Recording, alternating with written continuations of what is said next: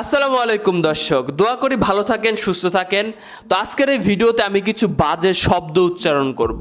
তো আগে আমি ক্ষমা চেয়ে নিচ্ছি। আমার কথাতে যদি ভুল হয় অবশ্যই কমেন্ট বক্সে ধরিয়ে দিবেন। আর আমি সতর্ক করে দিতে চাই, বাচ্চারা যারা আছো এই ভিডিওটা ছেড়ে চলে যাও। থাকলেও সমস্যা নাই, তার মানে বুঝতে হবে যে আলামিন ভাই একটা ওয়ার্নিং দিচ্ছে, ভিডিওটা একা একা দেখতে হবে। খারাপ কিছু বলবো না, সমসাময়িক বিষয় নিয়ে আলোচনা করব। সুপ্রিয় দর্শক শ্রোতা, আবারও ক্ষমা চেয়ে নিচ্ছি, এখানে কিন্তু কিছু বাজে শব্দ উচ্চারণ হবে। একটি মেয়ের বাংলাদেশে যারা বসবাস করে স্বপ্ন কী থাকে, তার জীবনযাপনের স্টাইল সে কীরকম চায়, ম্যাক্সিমাম ক্ষেত্রেই আমি যেটা বলবো সেটা, আর দু একটা ভিন্ন থাকতে পারে। তো একটি মেয়ে চায় আমি পড়ালেখা করে উচ্চ শিক্ষিত হব এবং আমার উপযুক্ত একটা স্বামী হবে যে আমাকে প্রচুর পরিমাণে ভালোবাসবে, আমাদের বাচ্চা হবে, তাকে আমরা বড় করব, নামাজ কালাম পড়ব, ইমান নিয়ে এই পৃথিবী থেকে বিদায় নিতে চাই। ম্যাক্সিমাম মেয়েরা এই স্বপ্ন দেখে। আপনি বলতে পারবেন না বাংলাদেশের কোনো মেয়ে স্বপ্ন দেখে যে বড় হয়ে পতিতা হব, শরীর বিক্রি করে ভাত খাবো, বলতে পারবেন না। কেন এইসব কথা আসতেছে? এবার আসেন আসল আলোচনায়। সুপ্রিয় দর্শক শ্রোতা, আমাদের স্বরাষ্ট্রমন্ত্রীকে এক সাংবাদিক বুদ্ধি দিচ্ছে যে দেশে তো এখন ধর্ষণ বেড়ে গেছে, এখন কি আমাদের ভাবার সময় আসে নাই যে দেশে পতিতালয় চালু করার? পতিতালয় চালু করলে সরকারিভাবে যাদের প্রয়োজন তারা সেখানে যাবে, ভালো ঘরের মেয়েদেরকে ধর্ষণ করবে না। ভাই সাংবাদিক, তোমার ভিডিও শেষে আমি ধরবো, আমরা আগে ভিডিও ফুটেজটা দেখি।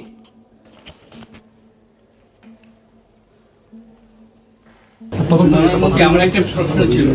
প্রধানমন্ত্রী, আপনি জানেন যে উন্নত দেশের ইভেন্ট অনেক মুসলিম দেশগুলোতে বার এবং ব্রথেল ওপেন আছে। এখনকার ডিজিটাল যুগে বাসায় বসে মানুষ অনেক সময় নেট ব্যবহার করে সেই সুবিধাগুলো নিয়ে থাকে। আমাদের কি এখন ভাবার সময় এসেছে যে আসলে সীমিত আকারে হলেও মানুষের বিনোদনের জায়গাটা একটু প্রশস্ত করা, যাতে করে তারা এইরকম ভায়োলেন্সের দিকে না গিয়ে সিস্টেমেটিক হইতে, কারো যদি পানশালায় যাওয়ার দরকার সেখানে পানশালায় যাবে, অন্য কোনো বিনোদনের প্রয়োজন হলে সেখানে যাবে, সেটা নিয়মতান্ত্রিকভাবেও হতে পারে।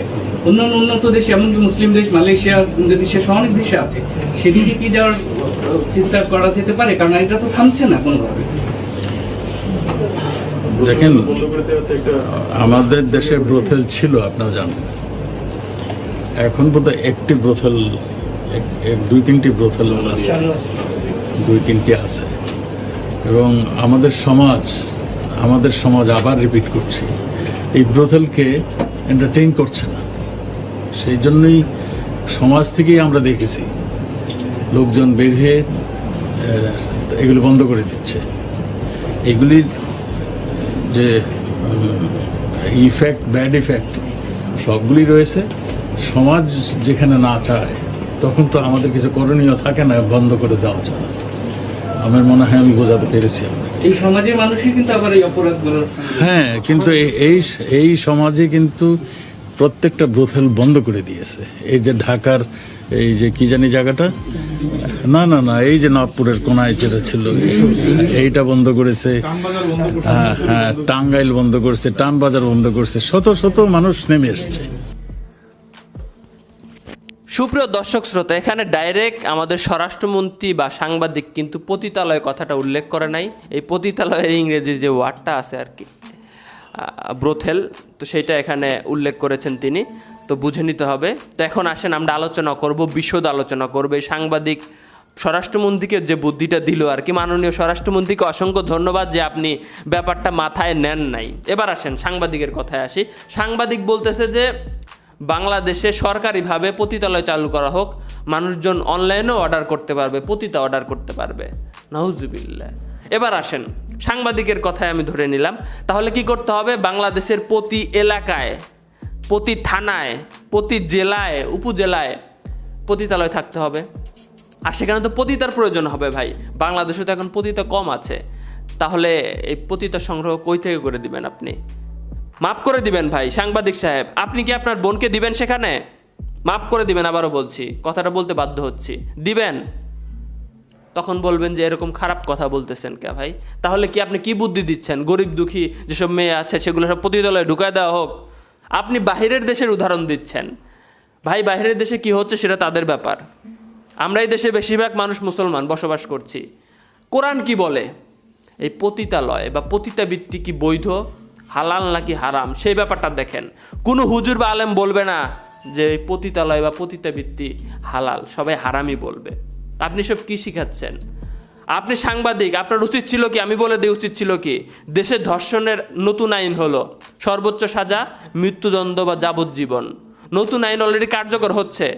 আমি মনে হয় গতকালকে সংবাদপত্র পত্রিকায় দেখলাম যে গণধর্ষণের 5 আসামিকে মৃত্যুদণ্ড দেওয়া হয়েছে। স্বরাষ্ট্রমন্ত্রীকে আপনি এই উপদেশ দিতে পারতেন যে মাননীয় স্বরাষ্ট্রমন্ত্রী, এখন যাদের সাজা ধর্ষণের সাজা মৃত্যুদণ্ড হবে সেটা কার্যকর করে দেখান, আমরা লাইভ ফুটেজ কভার করব, আমরা পুরো বাংলাদেশের মানুষদেরকে দেখাবো।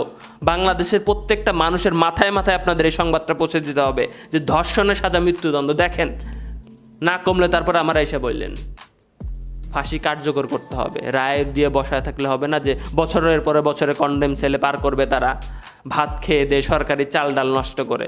কার্যকর করে দেখান আর সেটা টেলিভিশন চ্যানেল কভার করেন, দেখি ধর্ষণ বাড়ে কেমনে।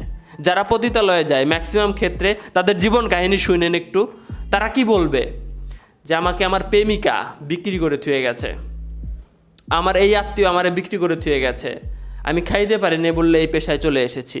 কেউ ইচ্ছাকৃতভাবে আমার মনে হয় না পতিতা হতে চায়, তো পরিবেশ পরিস্থিতির কারণে তারা পতিতা হয়।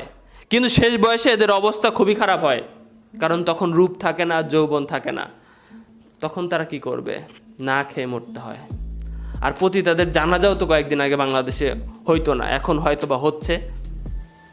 এই বিষয়টা খুবই খারাপ বিষয়। আর বাংলাদেশের মানুষজন পতিতালয় চায় না, অনেক কয়েক জায়গায় আছে কিন্তু, আর অনেক কয়েক জায়গায় ছিল, বাংলাদেশের মানুষজন সেগুলো তুলে দিছে, সবাই এক হয়ে তুলে দিছে, যে যে এলাকায় ছিল সেই এলাকার মানুষজন এক হয়ে তুলে দিছে। তো ভালো পরামর্শ দেন সাংবাদিক সাহেব, আপনার চেহারাটা দেখার আমার খুব ইচ্ছা ছিল, আমি দেখতে পারলাম না, কষ্ট লাগলো যে আপনি কোন টেলিভিশন চ্যানেলের সাংবাদিক, তাহলে দেখতেন জনগণ আপনারা কি ধোয়া ধুইত। একজন স্বরাষ্ট্রমন্ত্রীর কাছে যায় আপনি এইসব পরামর্শ দিচ্ছেন। ভালো থাকবেন দর্শক শ্রোতা, সুস্থ থাকবেন। আশা করি আজকের আলোচনা ভালো লেগেছে। তো ভিডিওটা ভালো লাগলে অবশ্যই লাইক কমেন্ট শেয়ার হবে। আর অবশ্যই যারা নতুন এসেছেন প্লিজ ভিডিওর নিচে লাল সাবস্ক্রাইব বাটন আছে, সেখানে ক্লিক করে সাদা করে দিন নতুন নতুন সংবাদ এবং আলোচনা সবার আগে দেখার জন্য। আল্লাহ হাফেজ।